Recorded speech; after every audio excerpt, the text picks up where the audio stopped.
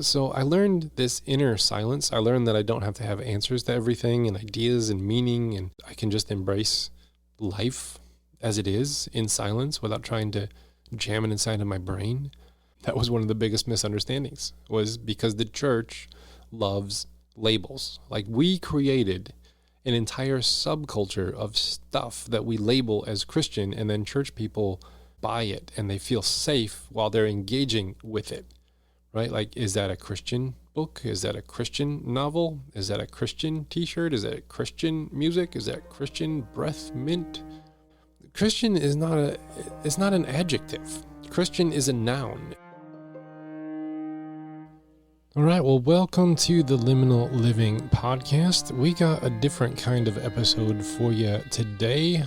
We got an Ask Me Anything style podcast. I reached out to some friends and said, hey, send me in any questions that you got, of a spiritual nature or anything theological. And I thought I'd get maybe one or two questions, and I ended up getting 4 pages worth of questions.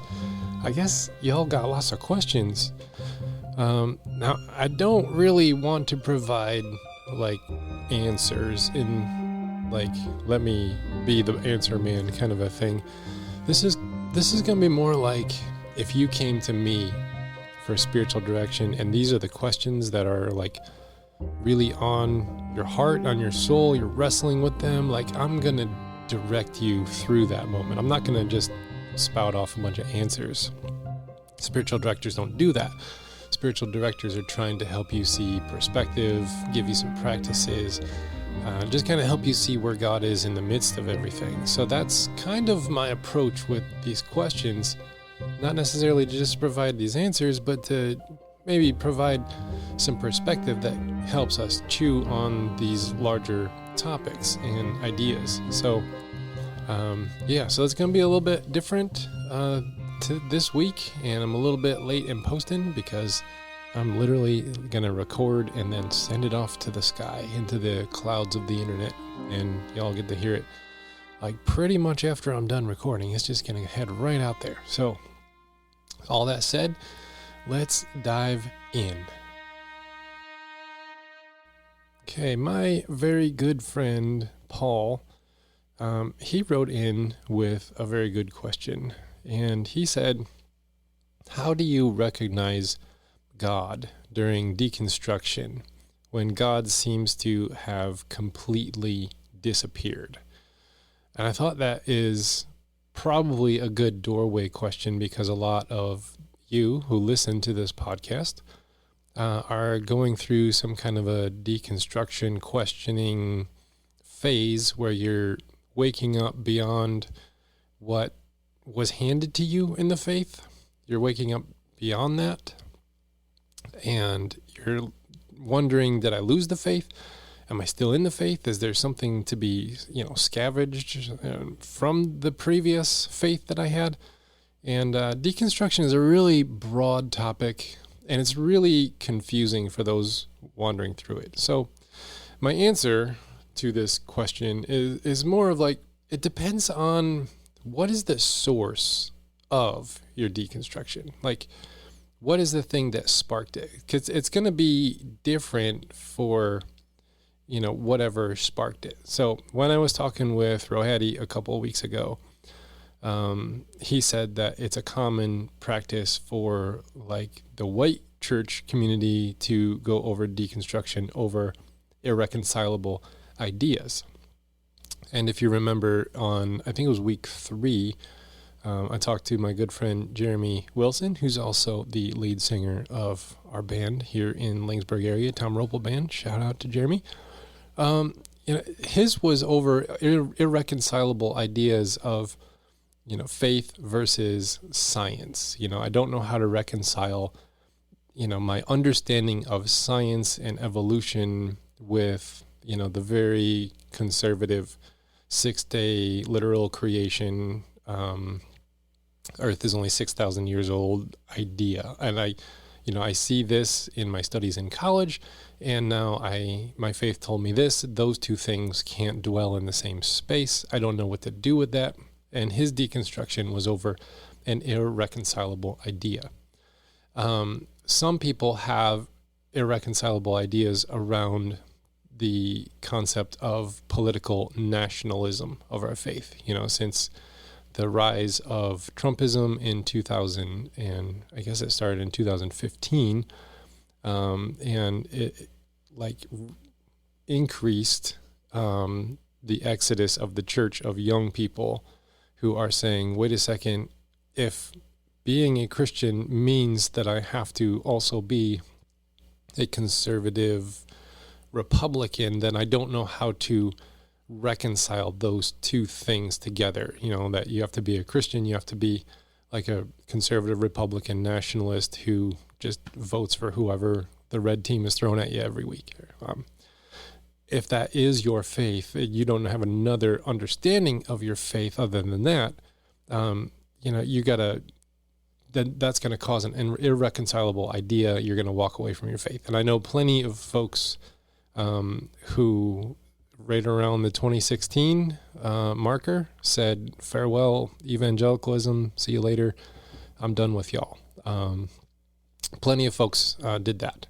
So if that's the source of your deconstruction, irreconcilable ideas like this can cause a deconstruction because you were told your faith was one thing or one way, and now it's not that anymore with how you're seeing the world, and those irreconcilable ideas causes something.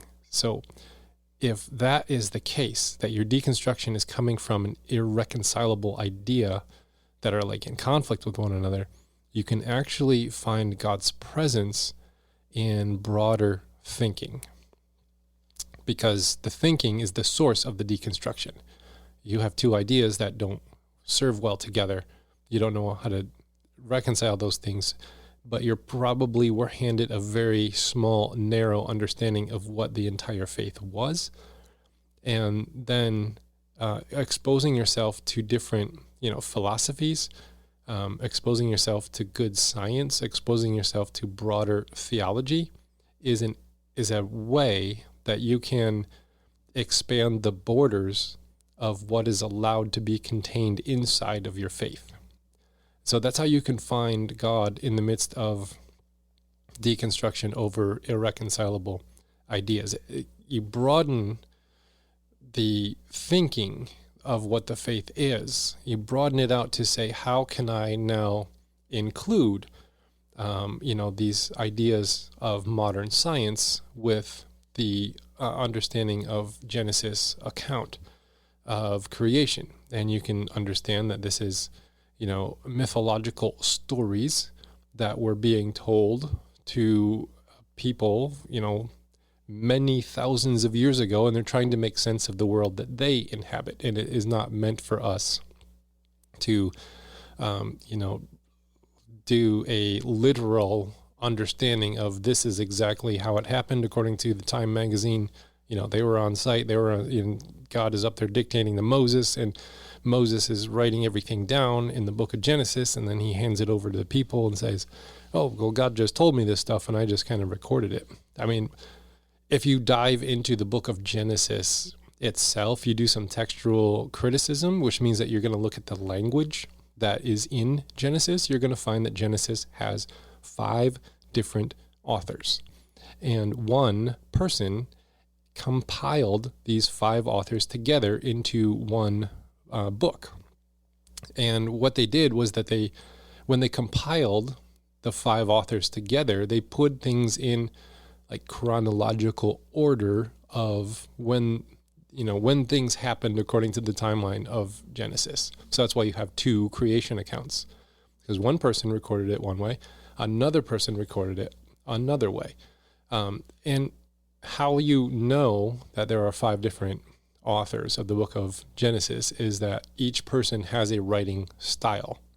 If you're going to write a letter to a friend, you have a style of how you write things. So you can go into the vocabulary you normally use, the kinds of punctuation you normally use, what words you capitalize and don't capitalize, And people can, kind of get a sense of your style of writing.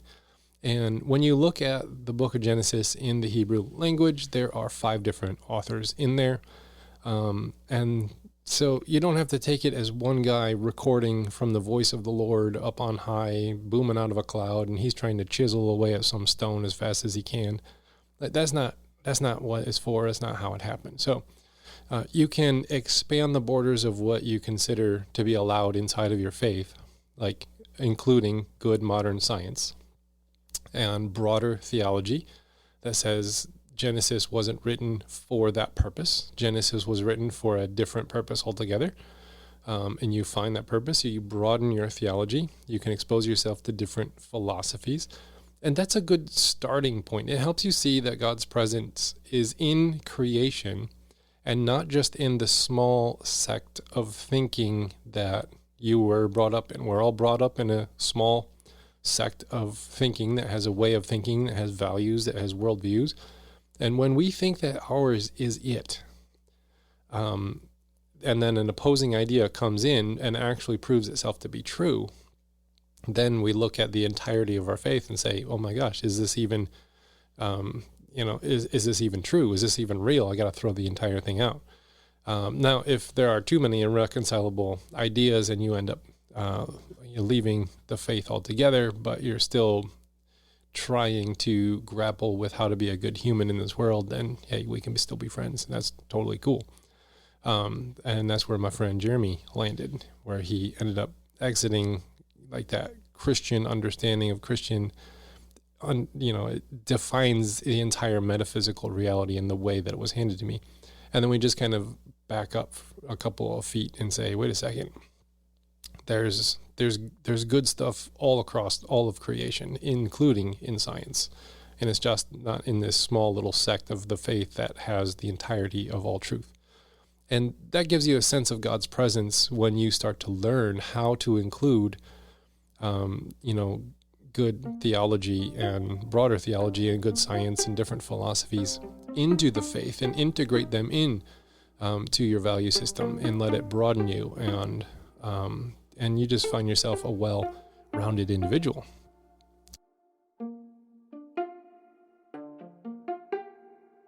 Now, if that was the source of your deconstruction, irreconcilable ideas, then exposing yourself to, different philosophies and science and theology that's a good starting point. But if your deconstruction is coming from a season of suffering or tragedy, you can recognize God's presence in a different way. When you're in the midst of tragedy, you don't need good ideas. That's not going to necessarily just come and comfort you. You need like close relationships that anchor you to love. Even when you don't feel anything good, having good quality, loving relationships, they can kind of like buoy you up. Because I'm not sure when we decided that having faith means that we should be happy all the time, but we aren't happy all the time, and we don't have to be happy all the time. My friend Dr. Dave Beach, that we talked to a couple weeks ago, he talked about the tyranny of prescribed joy, about how, when you are a Christian, then you have this prescription of joy that is supposed to, like, you're supposed to be happy all the time because that's what Christians do, right? So if that is the case, having those relationships are really important. Suffering gets us out of our head. You don't need to go back into your head with ideas. Suffering gets you out of your head and into your body and reveals incongruities about the things that we understood about God and faith, and then the lived experience that we have. And like, you're probably handed an expectation that God is supposed to intervene all the time and protect you from all things, right? Maybe it's not a spoken expectation, but we're just in church, like, we're so drawn to the stories of God's interventions. We call them testimony, right? And when I was a kid, we had like Testimony Sunday where people get up and talk about how God answered this prayer or healed this sickness or saved this person or like these big stories of God coming and intervening and doing a big dramatic thing. But we tend to not put the person on stage that says, I didn't get the intervention of God, and, my loved one ended up passing away, or I ended up losing my job, or, tragedy hit. We tend to not talk to those people until they're happy again and they're able to look back and do some kind of like, well, here's how God was really at work and all of this stuff. And now it all makes sense to me. And if we can package it into a pretty story, then we'll put you up on stage. But 99% of, the stories between God and us, 99% are not these big dramatic God intervention moments.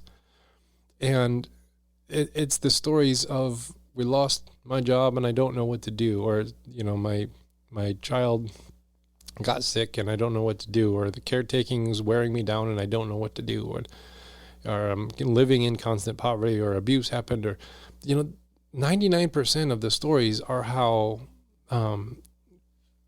God is not intervening with these miraculous things. It just doesn't happen the way that we like to celebrate on a Sunday morning all the time.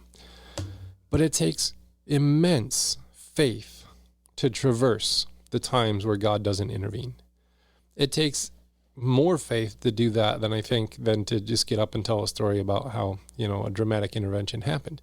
And I mean, if you have one of those stories, that's great. You probably get airtime because you have that kind of a story. But then what do we do with the other 99% of the people where it didn't happen that way?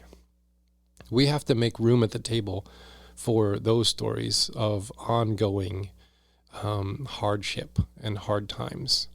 Now, if your deconstruction is coming from this season of suffering, you need that close relationship that anchors you to love, even when you don't feel the good or the happy or anything, right?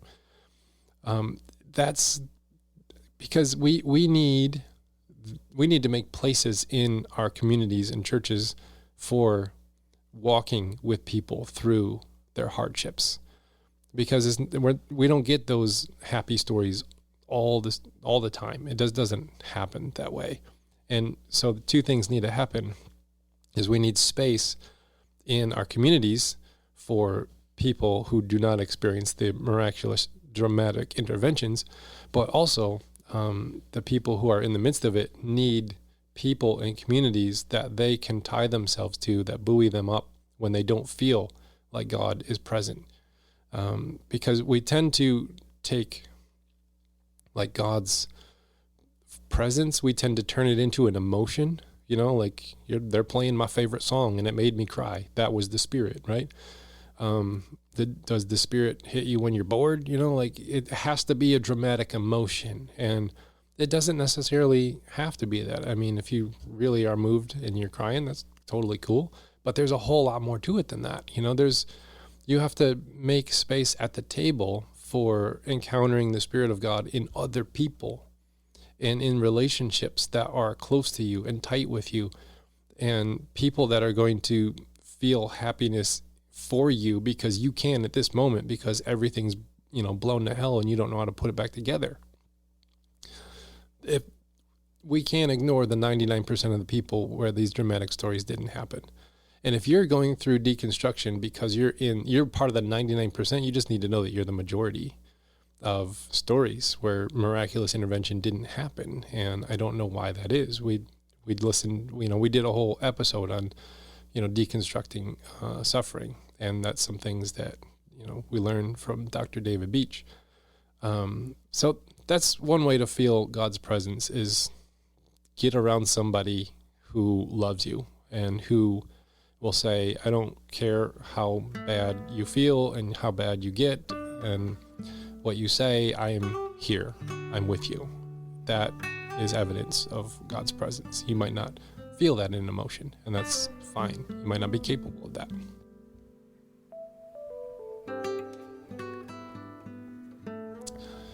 If your deconstruction, we had irreconcilable ideas. Deconstruction coming from a season of suffering.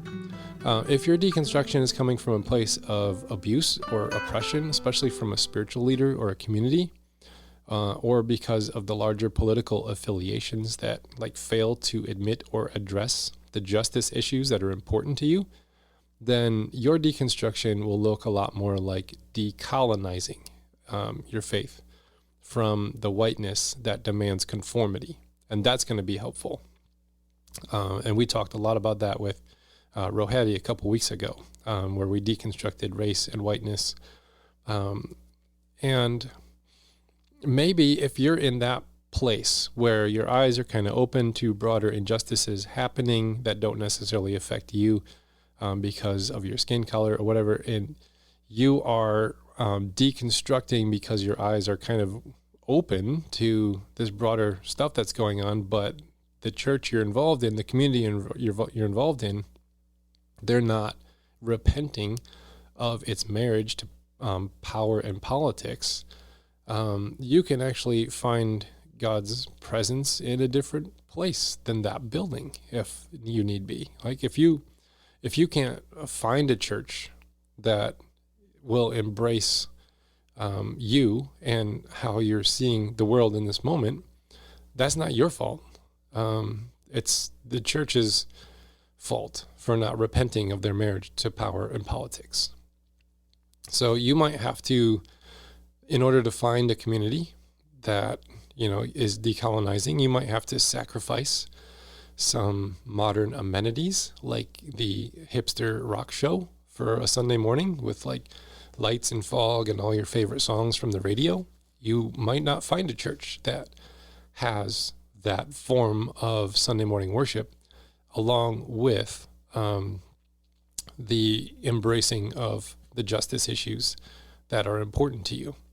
And again, that's not your fault, but you might have to sacrifice that.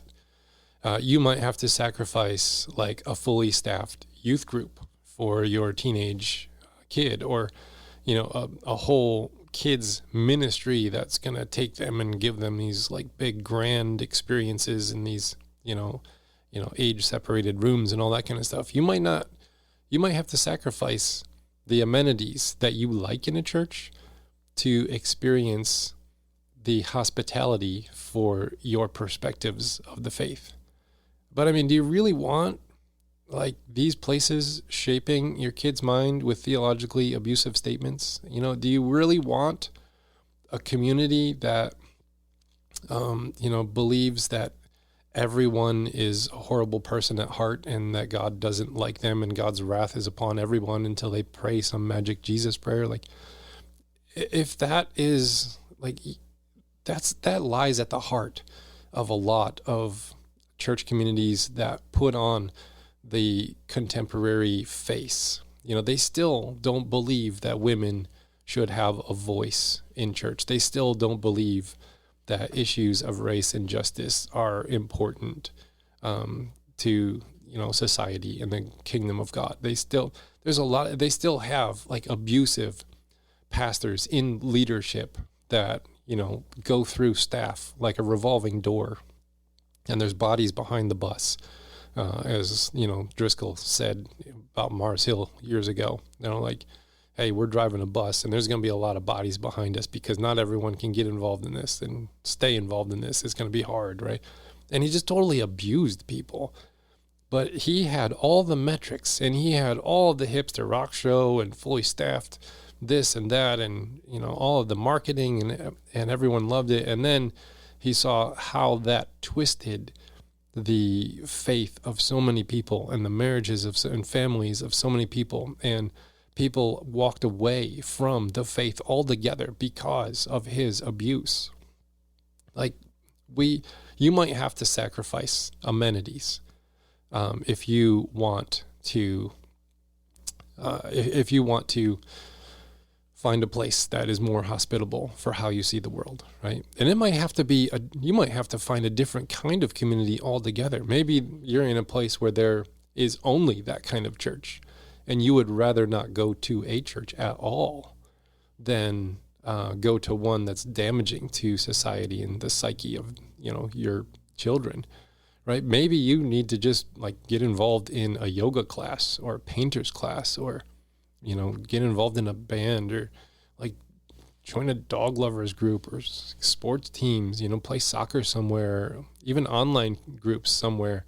Like, if you can't find the church that won't repent of its marriage to power and politics, it's not your fault. It is the church's fault for not repenting of its marriage to power and politics. And you are a victim of their lack of repentance. And if you have to find God in a different kind of community, then go and do it. Anywhere that you can find connection and life and meaning and mission, if you can live the Sermon on the Mount life that Jesus described in one of these communities and be a good source of life for them, and they're a good source of life for you, then take a break from church altogether and go there if that's what you got to do.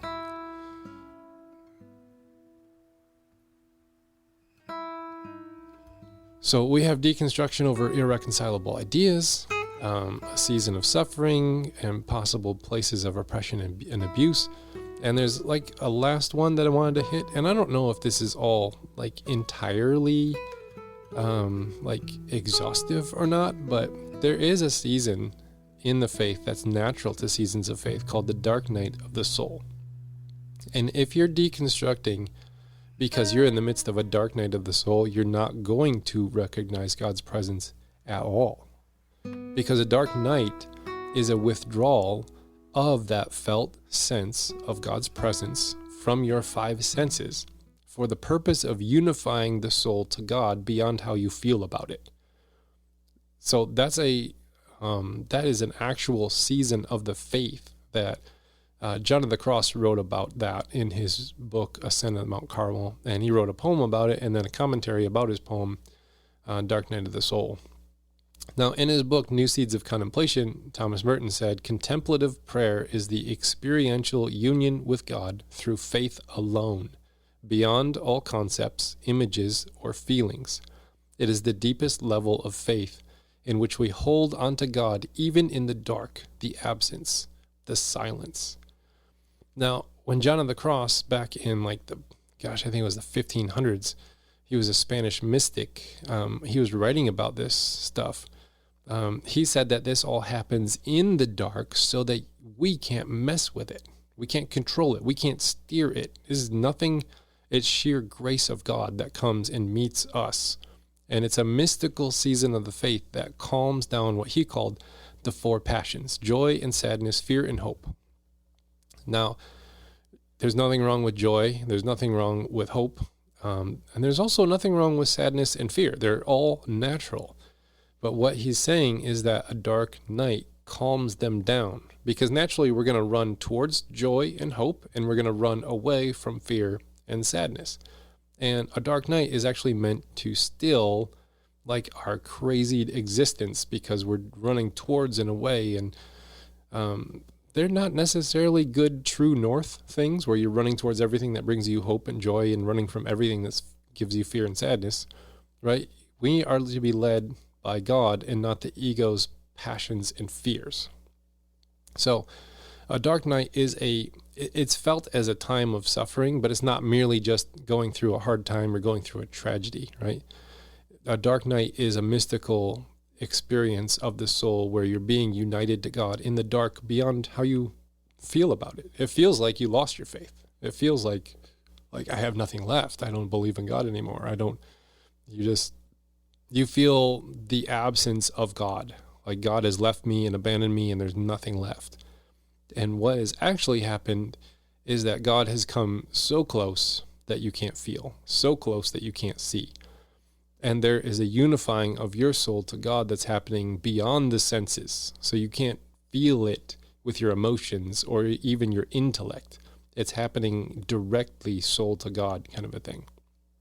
And it is experienced as a time of suffering, but it's not merely just a time of suffering. A lot of people go through a hard time and they say, I'm going through a dark night of the soul. That might not be a dark night. Just because, you lost your job and you're going through a tragic thing, that might not be a dark night of the soul. It might be a really hard season, but a dark night of the soul is a specific mystical experience of God where you feel nothing from God and have no desire for God. And then dark nights they usually lift, and then your soul then is, you have like this unified sense of your faith is beyond what you can think about it, and is beyond how you feel about it, and it's just kind of solidified deeper within you in an instinctual way. Now, Mother Teresa, I know that you can think different things about Mother Teresa, but Mother Teresa reported that she was in a dark night of the soul for over 50 years. No consolations from God at all. Not a single one. So that is, I guess that was a very dramatic way. So, Paul, thank you for your question. How do you recognize God during deconstruction when God seems to have completely disappeared?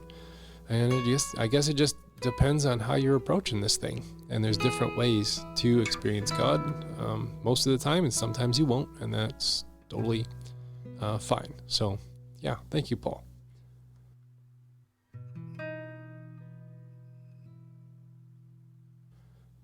Scott wrote in, and he said, when there are tragedies in people's lives, what other things can we genuinely say to them other than we are praying for you, or it's all in God's plan, that will be helpful in their situation?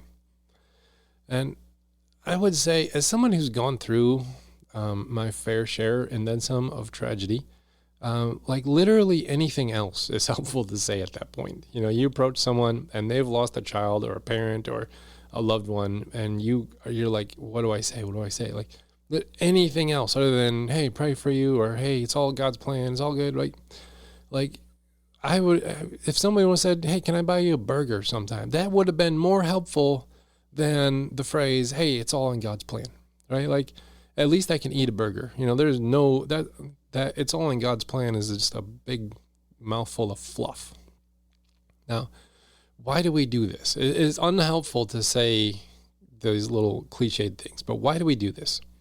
When we encounter someone who is in the season of suffering, it creates anxiety within you. And that might, this season, like when we encounter that person, it might be revealing an incongruity of our belief about God, who is supposed to prevent such things from happening. And now there's this person standing in front of you that is contrary to your theology, and that creates anxiety in you. And if you've ever felt anxiety, you know, it's like a hot potato. You cannot hold anxiety. You got to do something with it. And you've probably experienced an anxiety dump from someone before, right? Like when you have anxiety, it's a hot potato. You can't hold on to it. You got to do something with it. You go to a person and you anxiety dump on them. Now, maybe you got pressure at work from your manager and they are just being a total jerk. But then you realize that that manager's boss is actually pressuring that person to get more metrics of success and better things. So now they were handed anxiety from their boss. What do I do with this? They turn to you. It's like, hey, we need more of this. I need you to work on Saturday. I need you, and they anxiety dump on you, right? That's what maybe a family member is anxious about company coming over for dinner, right? And then all of a sudden it's like, everybody clean. This can't be out. That can't be out, right? People coming over created anxiety. Then there's an anxiety dump. And when the emotion of an event does not match the circumstance, that's anxiety. Anxiety takes the emotion of an event and then amps it up. Now, maybe it's from a disorder of the brain. Maybe it's from trauma. Maybe it's from a hormone imbalance. Maybe it's from outside circumstances. Maybe it's a cocktail blend of all of these. But that's what happens when we experience anxiety. We got to do something with it. We usually anxiety dump on somebody. So when somebody who's suffering comes to us and they say something that we have no idea what to do with, we say things to bridge the gap between what we see and what we wish was true. Well, hey, God has a plan. God will not give you more than you can handle. Hey, heaven needed another angel. Everything happens for a reason. This must be the will of God, and you know that God works all things together for the good. Now, what we're attempting to do with these statements is to provide an answer to the apparent nonsense that we have encountered. Like, we're trying to comfort the person suffering, but what we're actually doing is transferring our anxiety back onto them. So usually it's really hard to make sense of a senseless tragedy, car accident, someone dies unexpectedly, too soon, right? And that seems absolutely meaningless. We don't know what to do. So we heap the problem of meaninglessness of suffering upon the shoulders of those who are suffering with these statements. I'll just drop this little cliche and leave you to figuring out the rest of your life, and then you can walk away feeling better, but the receiver feels, at best, nothing, and at worst, guilty. Like, oh man, why can't I pull it together? Why can't I feel better about myself if God's going to work all things together for the good, right? Now, those enduring suffering might quote these things to themselves. Like, you don't have to correct them. This is also anxiety dumping. When people are trying to make sense of something, they're trying to find a sense of stability, and a cliche might help them through the moment. Now, it's not going to take them very far, but it might prevent them from drowning in this very moment. So sometimes you encounter someone suffering, and they're the ones who use the cliche moment, the thing. And so then it begs the question, why can't we give them a cliche life preserver? And I think the answer is because we don't know where they are and how it's going to make them feel. We don't know the long-term effects our words might have, especially if they're multiplied by other people's cliches and the cliches they're telling themselves. And then all of a sudden they can't get very far with these cliches that they're being handed. And then they're going to stop and say, what's wrong with me? So I leave you with a better option. A better option is to say the words, I'm so sorry. Full stop. You don't have to say full stop. I'm just saying there's full stop right there. I'm so sorry. If you feel a need to go further and it's not based on anxiety, and you are a trusted friend of this individual, you can say more, like, can I bring you a meal this week? Can I help organize a GoFundMe to help you with medical expenses? Can I come over and clean up your house or mow the grass? Can I pick up some groceries on my way home from work and drop them off? Right? Suffering can make you feel like an animal in nature, cornered and trapped, helpless and alone. And cliche answers toss these people back out into the wilderness and says, find your own way. But if you can find ways to offer your humanity to their humanity as a reminder that they are loved, and you can offer them like actual ways of easing the daily burden of living while they're struggling, that's the best thing you can do. You never, ever, ever write off someone's suffering with a Bible verse or a cliche. You never, ever, ever anxiety dump on the one suffering. You say the words, I'm so sorry. You stop. If it's appropriate for you to give them a hug, you give them a hug. If you're a close friend and trusted friend, look for ways to ease the daily burden of living while they're struggling. That's the best thing to say, the best thing to do, and it's way better than offering theological cliches that's more for you than it is for them. That's what I've found anyways. So thank you, Scott, for writing in that question. Hope that one helps you out.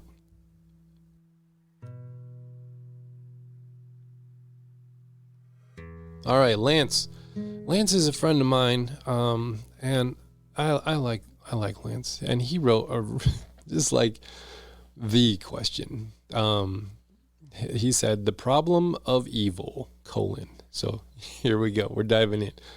If there is a loving God, then why does God allow bad things to happen? Okay, so that is like the age-old question that has plagued philosophers and theologians for centuries.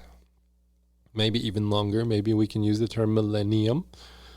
And the concept is, if God is all-powerful and at the same time all-loving, why doesn't God intervene to prevent suffering? So, after thousands of years of questioning, I am not going to be the one to answer this question today on this measly little podcast I have. But I do have some reflections that have helped me reframe how I see suffering and myself within it. But let's go over a few short, quick views that you may have run into before this moment. So here's different ways that people have attempted to answer the question. And all of them suck. I'll just say that right off the bat. So these all suck. Calvinists. Calvinists they're an interesting lot. They can actually just say, because of the theology that they hold, that God makes everything happen, predestines everything to happen, and all things happen because of God. That God then is the author of your suffering. So buck up. It's for your own good. God will eventually save you. And it's all for God's glory. So, just buck up and pull through. That's the Calvinist. I guess it's a stereotype answer, but that's how their theology would address the problem of suffering. Now, Armenians, they're like the opposite of Calvinists. They believe in free will, and that God doesn't control everything, but humans have free will. They actually might say that God won't intervene and violate human free will.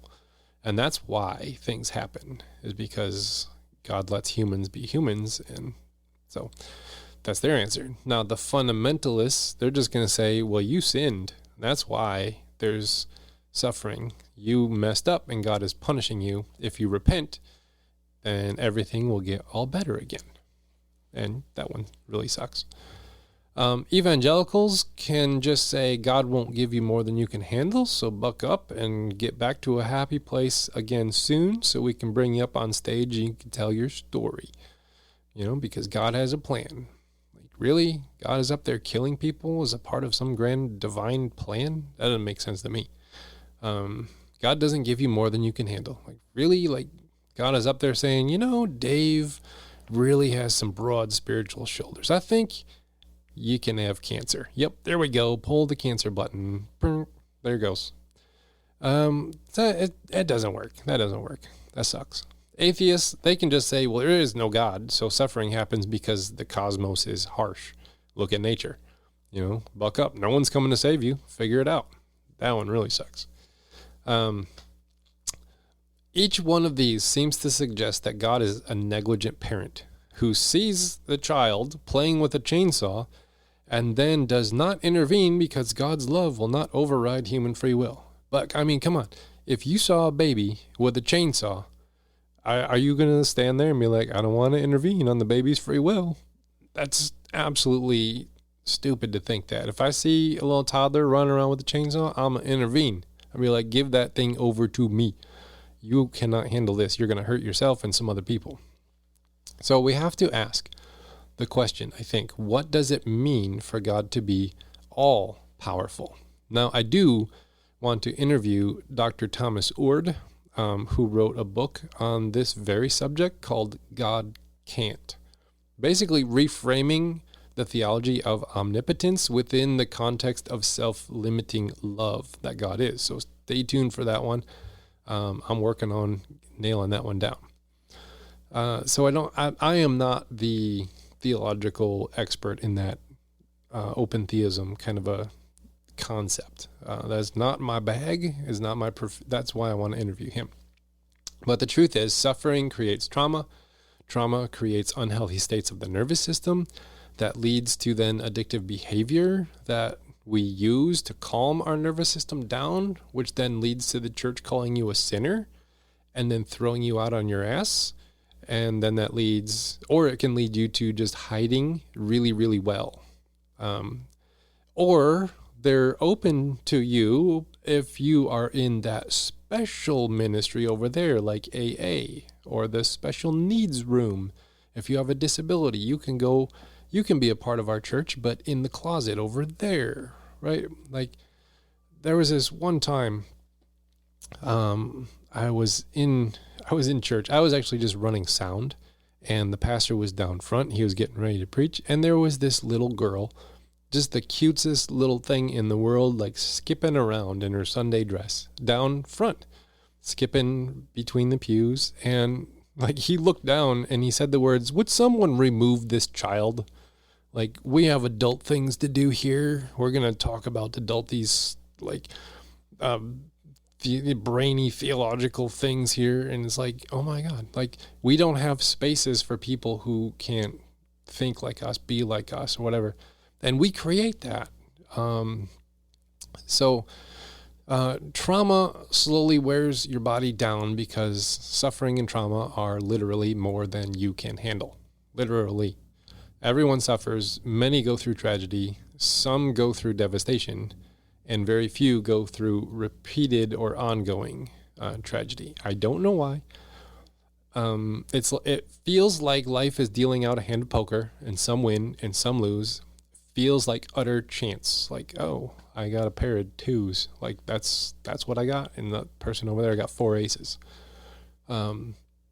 The interesting thing is the Bible actually asks the question over and over and over again: why are those evil people over there cashing in on money and power and comforts, while I, the righteous, am over here trying to get enough bread to eat? The Bible answers the question: why is there suffering amongst the righteous while the wicked prosper? Over and over and over again. The funny thing, it never answers the question. So that tells me that asking the question is an important part of the process, but finding a direct answer is not necessarily as important, possibly because it doesn't exist. But finding perspective is important. So here's some reminders. The people who have had the most substance to them that I've ever known are the people who have suffered. And also a reminder, the people who have been the most evil and sinister are people who have suffered. What makes the difference? If the people who have the most substance to them are people who have suffered, and the people who are most evil are people who have suffered, what makes the difference? Well, Richard Rohr says, if we do not transform our pain, we transmit it unto others. Transforming pain is like this fast track to spiritual awakening. And the entire point of our faith is spiritually awakening. So, the whole point is to increase our awareness of God and capacity of loving. Like, that's the entire point of the Christian faith in your life. Increase your awareness of God and your capacity of love. So, where is God in all that? Like, I do not believe that God is the author of human suffering. But I also know that suffering is inevitable. I don't know of a single person ever who has not suffered. But I also believe that God is not outside of the suffering, waiting for us to win like some cheerleader on the sidelines being like, you can do it, right? Like, I think that God inhabits our suffering with us and as us. I mean, one of the Christian theologies that are central is the indwelling of the Spirit within human believers, like this whole Trinitarian understanding of God. Like, you are the body of Christ, so when you suffer, Christ suffers, and you're indwelt with the Spirit of God. So anything you're experiencing, the Spirit of God is experiencing. And so if, like, we are the body of the second person of the Trinity, filled with the third person of the Trinity, standing before the first person of the Trinity, then our suffering is God's suffering too. Somehow, this Trinitarian understanding of God means that God is really hands-on in this approach to life. So avoiding suffering is impossible, but traversing suffering is within our ability. And as Richard Rohr says, we have to transform our pain, or we're going to transmit it onto others. And I currently have no idea of God's role outside of that perspective. I don't know how all-powerful and all-loving work hand in hand, and I'm not going to solve the theodicy today for you, Lance, but I hope that these thoughts do provide some perspective for you. So, yeah.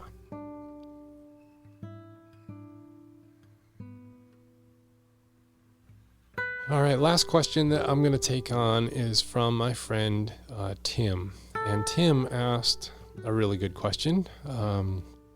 He said, when you have gone through your toughest season or seasons, what was your spiritual North Star? And along the same lines, what was your biggest fear during that season?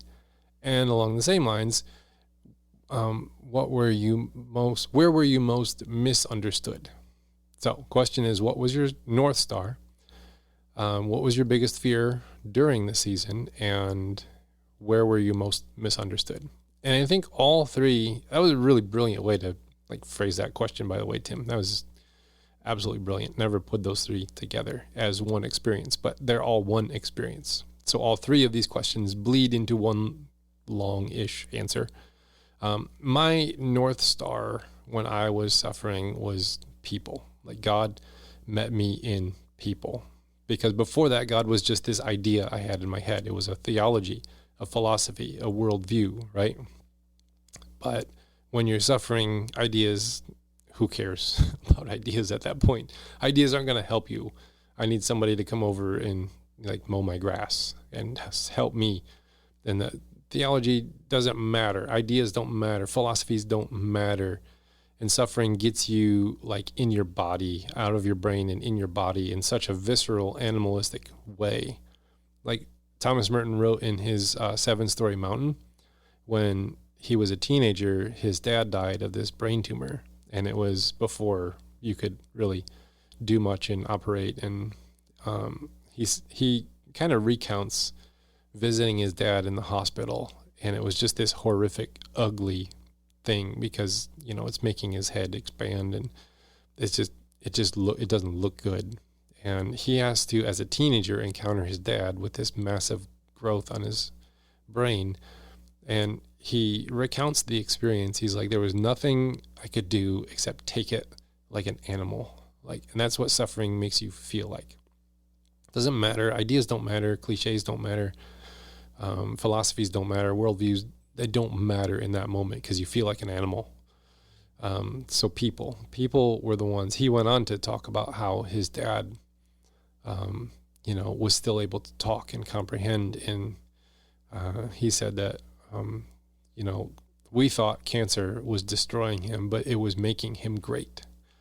And that's really interesting perspective. There was something in him that rose to the challenge of dying well, and he did. And that was a person-to-person experience that he has as a teenager between him and his dad. And this, I would never want to be in that situation. But somehow he learned something from this.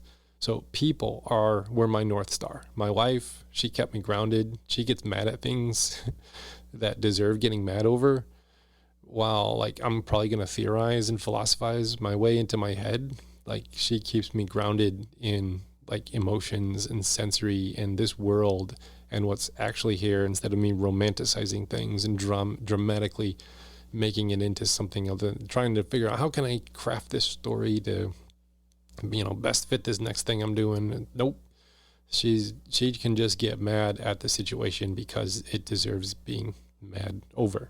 So she was one of them. My mentor, Jason, we disagree on a lot of core political and theological stances, but we still have wonderful conversations. He has shaped me in so many positive, wonderful ways. And during intense season of suffering, he was this presence for me that reminded me that I could keep on going.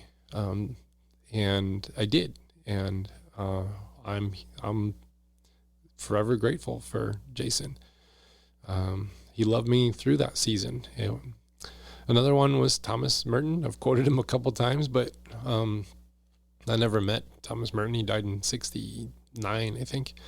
But he put words to intuitions, and I'm like, have you ever just run into those writers, or they just say things and you're like, oh, that's what I've really been looking for. That's what I've been his poetry, his prayers, his writings, they carried me through the fog of uncertainty. And it didn't make it all better. It didn't fix it, but it was something I can go to. There was this book, the Book of Hours, and it's just a collection of a bunch of Merton writings put together in this devotional style, liturgical devotional style. So there's opening canticles and prayers and psalms, but it wasn't the book of Psalms. It was Merton's actual poetry.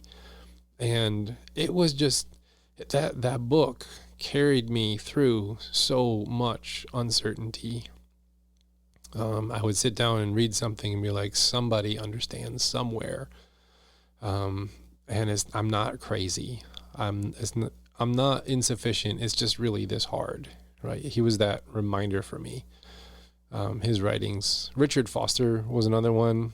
His writings gave me something to do with my faith instead of merely giving me more ideas. He wrote this book called Celebration of Discipline, which was kind of like my gateway into the contemplative spiritual formation world. And he would show me, how to do spiritual disciplines. So it actually gave me something to do instead of just trying to come up with more ideas about something. So those are a couple of the North Stars that really pulled me through, was the people. Silence. I learned silence in that phase, not just shutting up or getting away from noise or getting quiet, but actually befriending silence, like inner silence inside of my soul. I gave up needing to know answers to everything and make everything into an idea, give everything meaning and craft a story out of every single thing that's ever happened. Like, I just embraced the silence of having no clue why this is happening, nor would I ever have a clue as to why this is happening. But I kind of befriended the intellectual silence, the spiritual silence, and I would just like sit on my porch and I would write poetry. I learned how to meditate, how to empty out my mind. And I found that silence was just a really valuable thing, and that it's God's primary language. Like if you just get out into the world just is. Whether I label it with words or not, the world just is, and it doesn't care what my ideas about it are. Like a tree, it doesn't care if I call it a tree or a bird.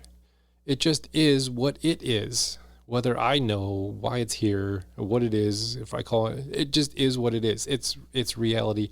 I encounter the tree on its terms instead of making the tree conform to my ideas of tree-ness or whatever it is, right? Like, it doesn't care. The trees are just going to be there whether I label them or not. So I learned this inner silence. I learned that I don't have to have answers to everything and ideas and meaning and all this stuff about everything all the time, and I can just embrace life as it is in silence without trying to jam it inside of my brain, which ended up, the question said, what was your North Star, but what was your biggest misunderstanding? That was one of the biggest misunderstandings, was because the church loves labels. Like, we created an entire subculture of stuff that we label as Christian, and then church people like purchase it and buy it, and they feel safe while they're engaging with it, right? Like, is that a Christian book? Is that a Christian novel? Is that a Christian t-shirt? Is that Christian music? Is that Christian breath mint? Like, literally, they sold testaments at family Bible bookstores that you can buy, like breath mints that had a cross on it, because you need a Christian breath mint if you're going to be a Christian.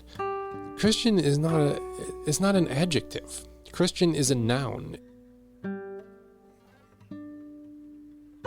And actually, the people who were not Christians gave that word to Christians in the book of Acts. They're like, they're trying to be like that person, Jesus. So they're little Jesuses, little Christs, and it turned into the word Christian.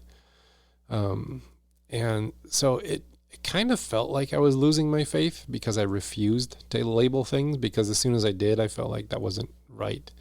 So I was labeled, Christians love the labels. So I was labeled way back in the day as emergent friendly, border heretic. And I had to be careful because I could actually lose my job if I spoke freely, which is like stupid, because life comes through authenticity. And that was kind of bleeding into the other part of the question. What was your biggest fear? My biggest fear was getting fired, losing my community, ruining my life by being honest, wasting my education and training as a pastor, because now that I've woke up, no church's going to have me, right? And they didn't for a while. Like, I wandered through some pastoral wastelands that included poverty, transition positions, interim positions, losing friends, uncertainty. But exercising my authentic voice carved a way out of the type of ministry that burned me out and into a position that actually accepts the voice that I have. And I think the Bible has some things to say about being false. We just translate that as like lying, don't lie. But it's actually living falsely. And we're actually asking people to live falsely a lot because you have to put on the Christian face when you come in and conform to this, right? And a community that only accepts you as long as you keep suppressing who you are is no community. It is damaging. But I couldn't see that from inside at the time. And that was my biggest fear, is being on the outside. But now I'm in a safe space and I can explore who I actually am and not put so much energy into conforming to external standards that someone else told me was important. Now, I do believe that structure is important, but so is love, and so is freedom, and so is creativity and expression. And I think that structure is the trellis and our souls are the plant. And we need the structure so that we can flourish and grow. But not at the expense of the plant.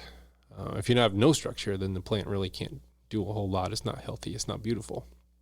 So wisdom is having this trellis type of a structure that gives you enough freedom to grow and flourish as a soul at the same time. Now, in his book, No Man is an Island, Thomas Merton said, "It is in deep solitude and silence that I find the gentleness with which I can truly love my brother and sister. The more solitary I am, the more affection I have for them. It is pure affection and filled with reverence for the solitude and silence of their hearts. For what can be more noble than to respect their freedom and their solitude? That is how we grow together." And that is really rare in church communities today. But I think that is the future of church communities, not this consumerism thing, not a pick a side and start shouting at the other side kind of a thing, but one of incarnational presence within the neighborhood that you're planted in. And I've actually dedicated the last 5 years of my pastoral career to finding a way to diversify where and when church is happening and to be more inclusive of those who would not normally step foot inside of a traditional worship service, and those who would. So I'm trying to make a safe space here, and hopefully I'm doing that. Well, that is all for this episode of Ask Me Anything. And today we just kind of honed in about Ask Me Anything about suffering. That was part 1. Now, as I said, I had 4 pages of questions that were sent to me, and I covered 4 today. And I kind of grouped them together, and this was suffering. Next week, spiritual practice. So we got some questions around spiritual practices. Like, do I need to love myself to have a relationship with God? What is up with prayer? Does it actually work to pray for someone? Because sometimes it doesn't do anything or make a difference. Is there a difference between meditation and Christian meditation in other religions? How do you grow in your faith? How do you marry together spirituality and mental health? If you can give advice to your 20-year-old self. What would be the most important thing? So those are just a couple of the questions that I'm going to tackle next time on the Ask Me Anything episode. And thank you so much for tuning in. Let me ramble on for, dear Lord, 1 hour. If you are still with me at this point, you are a trooper. But hey, 4 questions. Thank you, Paul. Thank you, Scott. Thank you, Lance. And thank you, Tim, for your questions. Made me think a lot deeper, and that was a fun practice for me. And I wrote lots of notes. And next week, I'm taking on some more. So I'll see you then. Peace out. Have a wonderful, awesome week.